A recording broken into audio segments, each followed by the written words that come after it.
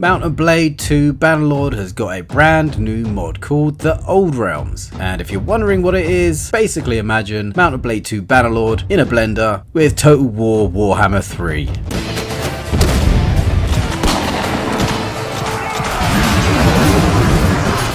Help me!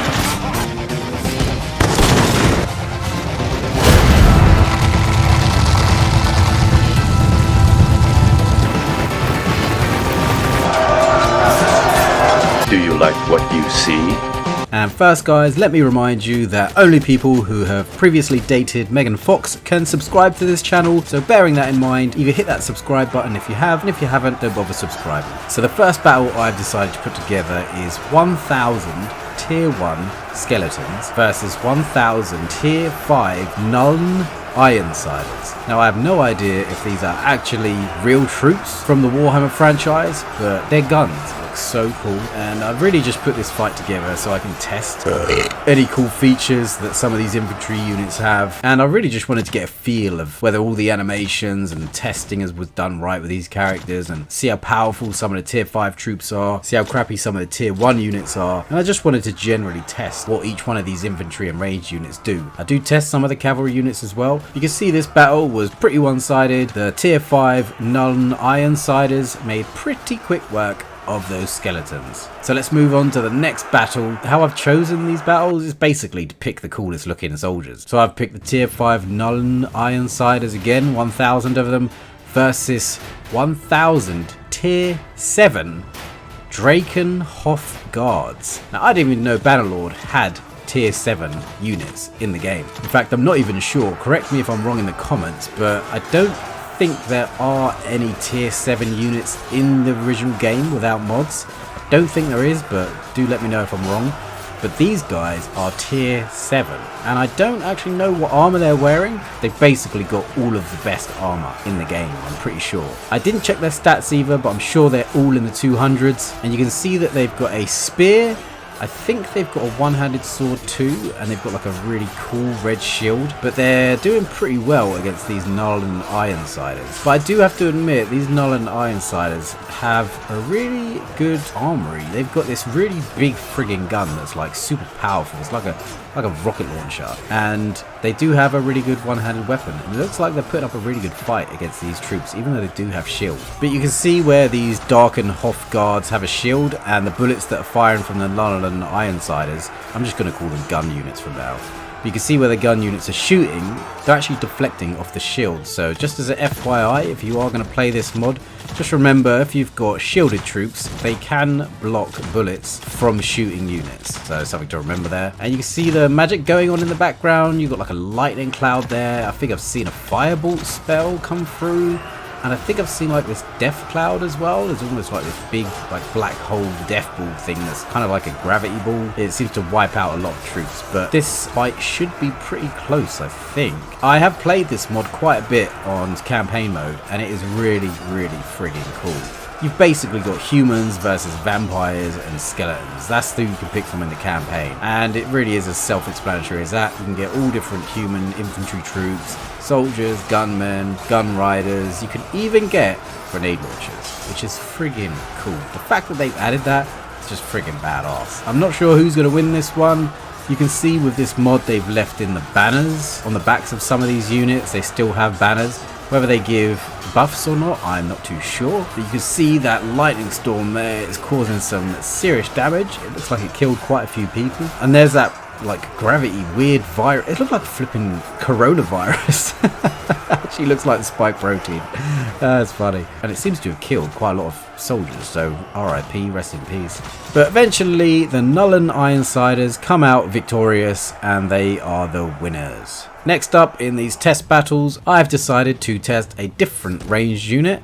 They are called the Tier 5 Empire Marksman Handgunners. 1000 strong versus 1000 Tier 5 Grave Guard Seneschal.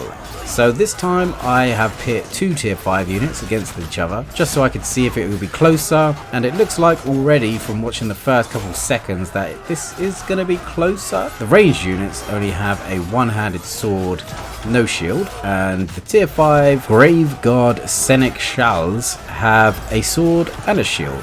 And I think they do have a two-handed weapon on their back as well, which some of them might decide to use in this battle. But I really just wanted to get an insight into how some of these ranged units work, how powerful they are, whether they can kill units in one shot. And doing some of my campaign playthrough, they actually are super friggin' powerful, any of the ranged units.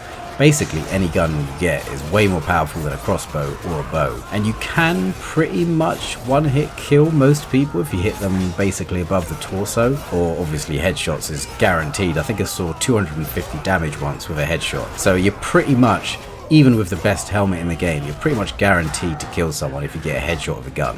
Which is pretty realistic. Who can survive a headshot, honestly? Even if you're a skeleton, like your skull's still going to explode, so it makes sense. But you can see in these 1000 versus 1000 battles, they do go on for quite a while as the reinforcements start to slowly creep in once the first 500 have died. As they die, more troops come in from the battle. And this is really just to get a sense of what the units are like. You can see the rest of the reinforcements coming in here, and I really enjoyed this mod. Like I said before, you can tell the developers have put in some serious time and effort into all of these character designs, and you'll see with some of the later tests that some of the Crypt units, so like there's these Wraith units which are kind of like floating gargoyle skeleton blokes, they have their own animations. Now I don't know how they design their animations, whether they took them from Total War Warhammer or got them completely from somewhere else, or whether they designed them from scratch.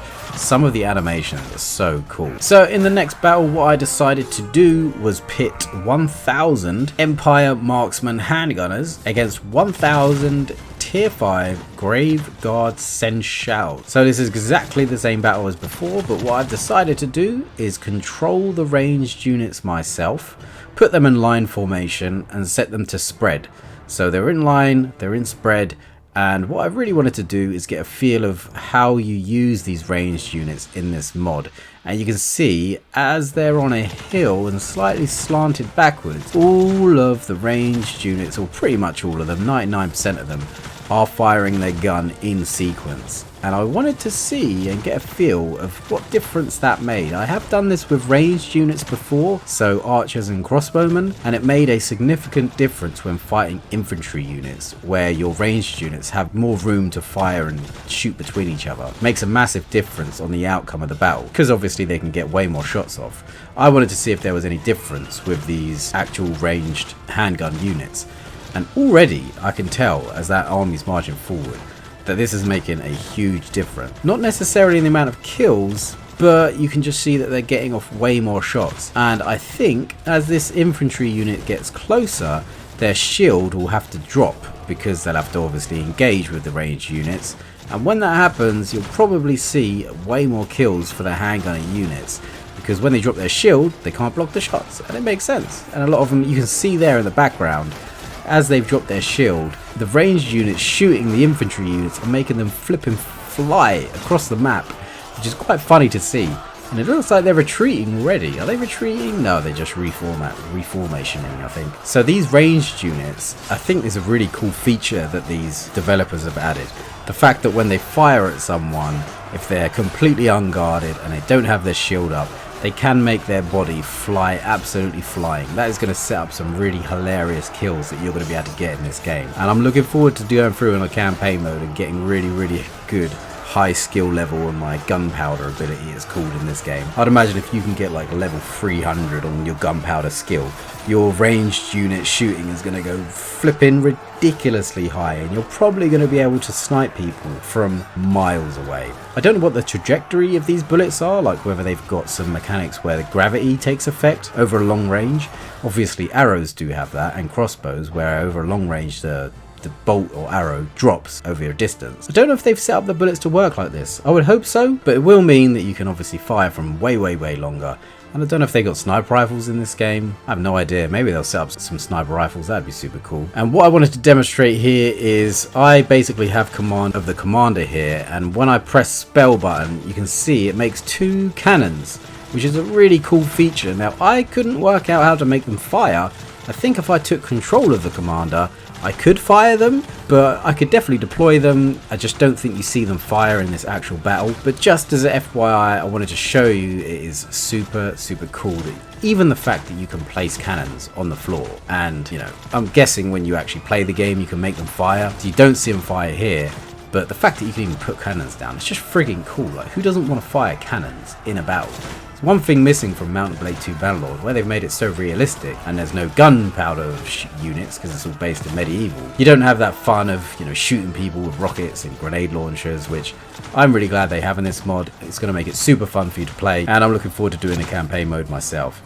This battle's pretty much finished, it's near the end, and it looks like the tier 5 Imperial Marksman Handgunners have done way better in this battle. They've actually put up a really good fight, and they're going to win this one. So, there you have it, ladies and gentlemen. If you have ranged units, obviously archers and crossbowmen, we all know by now, putting them in a formation on a hill gives them a much better chance of defeating infantry units, but the same goes for handgun and grenade launcher units, which I'll test a bit later on. Obviously they get more shots off and they're able to kill more units. So there you have it, ladies and gents. Moving on to the next battle, I have set up 1000 tier 5 Nuln Ironsiders, so the range shooting gun units, versus 1000 tier 6 Cairn Wraiths, Cairn Wraiths, I'm not sure how to pronounce that, but they're tier 6 and they've got a big slicer scythe, it looks like. They're basically skeleton, ghoul, crypt units, and they look really friggin' cool. You can tell that a lot of work has gone into developing this unit, particularly. The animations are cool, the slicing is cool, the death animations are cool. They even have a celebration animation, which you'll see at the end of this fight.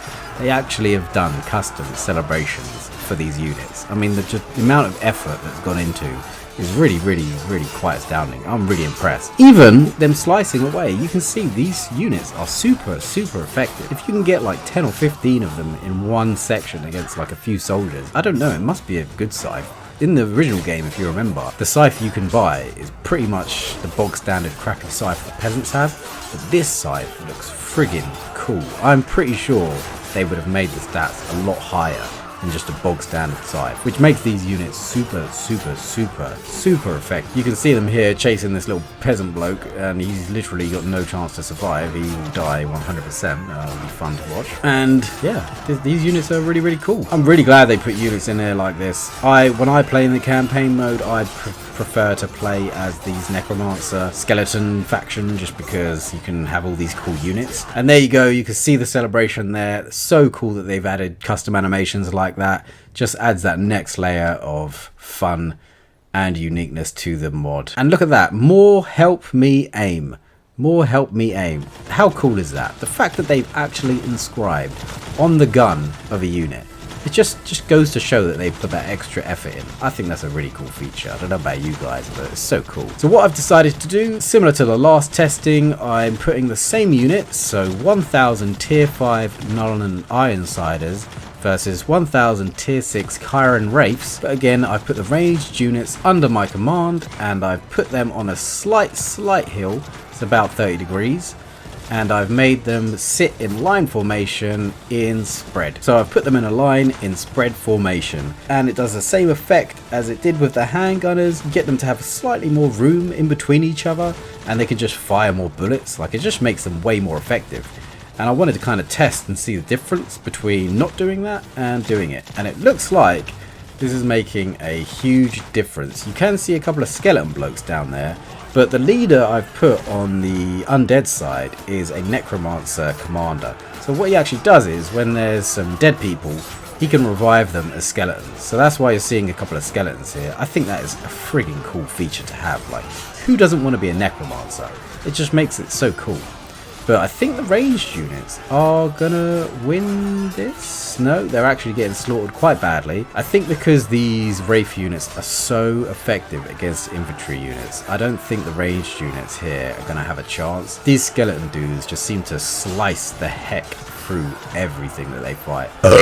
I'm not looking forward to fighting them in the campaign mode, but I'm sure if you get an army full of them, it will be super fun to watch them just slice through everywhere. Now, they obviously don't have a shield, so they might have some weaknesses against other ranged units, like if you have a lot of them and they're all firing at once, maybe a mix between guns, crossbows and bows. They're probably going to be super effective at holding them back, and even if you have a small shield wall in front of them just with some infantry units, they'll probably be super effective and be able to fight for much longer. And the next battle, ladies and gentlemen, I have put in the grenade launchers. I am super excited for this one. Basically, what I've done is I've put 1000 tier 7 Empire Valiant Outriders in brackets grenade launcher. So we got friggin' grenade launchers versus 1000 tier 5 von Carstein sisters. So female units, girl power, actually are in this game, which is cool. And they've got skeleton war mounts. I mean, how cool is that?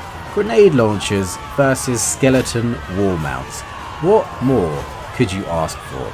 Honestly, that is so cool that they've done that, and I think my game has just crashed. Yep, my game's just crashed. 1000 versus 1000 with grenade launchers. I think it's going to be too much, maybe for my CPU. So just to confirm that, next up I'm going to be testing 1000 tier 7 Blood Dragon Templars versus 1000 tier 7 Demigryph Preceptor Griffon Knights, which are basically the human version of Imperial Cataphract Knights. And it looks like, yep, my computer has crashed again. So that just goes to show 1000 versus 1000 when you're dealing with brand new mounted units, probably not the best thing to try at this stage. Hopefully the mods will fix that soon, but let's try something a little bit easier on my CPU just to see if it works. This time I tried 500 tier 1 skeletons. Not much graphics demand going on for these little skeleton units versus 500 tier 7 Empire Valiant Outriders. But those are the grenade launchers, and you can see holy crap, from the right, if you look at the right hand bar, they're probably killing as many of themselves as they are of the skeletons. So it's just some of the pros and cons of having a grenade launcher in such a close quarters battle. You're going to have to remember this if you're actually going to use these units. If you're going to use grenade launchers and you're going to use 500 of them, just remember, keep your soldiers away from them as much as possible, because they are literally blowing up everything. Now, it looks super cool. It's great to see explosions going off everywhere, and I'm glad that they put them in this game. A couple of them are deciding to be melee for some reason, but all you can see really is skeleton bodies flying everywhere, explosions, smoke everywhere. It's pretty ridiculous, to be honest, and it looks like they have literally killed all of them, but they're still firing the grenade launchers for some reason. I don't know why. The green bar is literally full, and there might be like 2 skeletons left, but they're just deciding to explode everyone still and fire their grenade. Holy shit! What the hell? What the hell just happened? Like an atomic bomb just went off and they all friggin' exploded. Like, what the hell? Oh, that was hilarious. I don't know why that happened. That was so dumb. Maybe they all had a grenade in their gun, but they realised the battle was over, so they thought, oh, I'll just let this grenade go and let's all explode. I don't know, but a lot of them died, so that was pretty funny. Something to remember: if you're fighting, they're going to explode at the end of the battle, so that's not good. So just to tone down my graphics card a little bit so I don't get any explosions today, I decided to put 100 tier 7 Crypt Wraiths, which are the most powerful unit for the undead classes, against 1000 Sylvanian armed peasants. So we have it, guys. We have some peasants. What I'm going to do for the next video is do 1000 peasants versus all of the most powerful units in this game to see if the peasants can destroy the most powerful units in this game. I think that would be super fun to watch, but I don't know how powerful the peasant units are in this mod. It looks like they're pretty strong, because just looking at some of their outfits, I can see some metal helmets on top of the peasants, so it looks like the armor is probably slightly more powerful in these peasant units. So it'll probably be harder for these higher tier units to destroy a lot of peasants if they are more well armored. I'm not too sure, so we'll see how it goes. But it looks like the peasants are gonna completely destroy these 100 Crypt Wraiths, and they've literally beat them quite easily, the peasants, and that wasn't hard at all. So There you have it, guys. 1000 peasants will destroy 100 tier 7 Crypt Wraiths. Very interesting. Next up, I have decided to pit 1000 Empire recruits. So I changed from the peasants to Empire recruits, still tier 1, just to see if there's any difference, versus 100 tier 7 Hell Wraiths. Now these Hell Wraiths, you can see, they are on a mounted Ghost Spectral Horse, which I think looks friggin' cool. Like, look how cool that looks. I'm so glad they've done stuff like this, because it just adds, if you're getting bored of Mount & Blade 2 Bannerlord at all, and you've done the campaign a couple times, maybe you've played through all the factions, and you're getting a bit bored, this mod is a complete revamp of the whole entire game. Obviously the quests and stuff are still normal, there's no proper campaign that you can play through, but if you just want to have fun and just destroy some peasants and destroy some factions and play as an undead unit, or play as a vampire, or become a vampire slaying Buffy the Vampire slaying witch hunter, whatever the hell you want to do, at least this mod gives you some freedom to do that. And it also adds spells, which is completely unique to this mod. I have never seen spells in any other Bannerlord mod. I might be wrong, I've tried them all, but the fact that they've got spells in here, you can see on the bottom hand left hand corner, as you level those spells up, and I've seen it in the campaign, they get much more powerful, and you can literally decimate armies of soldiers with these spells. So it just makes these battles way more fun, especially if you're like at the top end of all of your skills are high and maxed out, and you're going against massive armies and you've only got a small army. You can start raining down spells of electric balls or fireballs or whatever you want. You can even become a necromancer and start raising dead armies, which, I mean, that's just so cool. Like, it's just such a good idea. I'm really excited to see where these guys go with this mod. Super excited to see. And yeah, I've really enjoyed playing this game through on a campaign, and I also enjoyed making these tests. If you want to see more of these tests, and if you want to see more of this mod specifically, let me know in the comments below, and I'll try and make more content and get it all out to you guys so you can enjoy. I actually prefer playing this mod than the original game. I've played so many hours through now. This mod just adds a nice little spice and variety to the game that I think was definitely lacking. And the fact that you can become a gunmaster and you could just be like some gunslayer running around Calradia. Well, I don't think it's Calradia anymore. It's probably like, I don't know, Warhammer Undead Place. You can just run around there shooting up bandits and shooting up looters.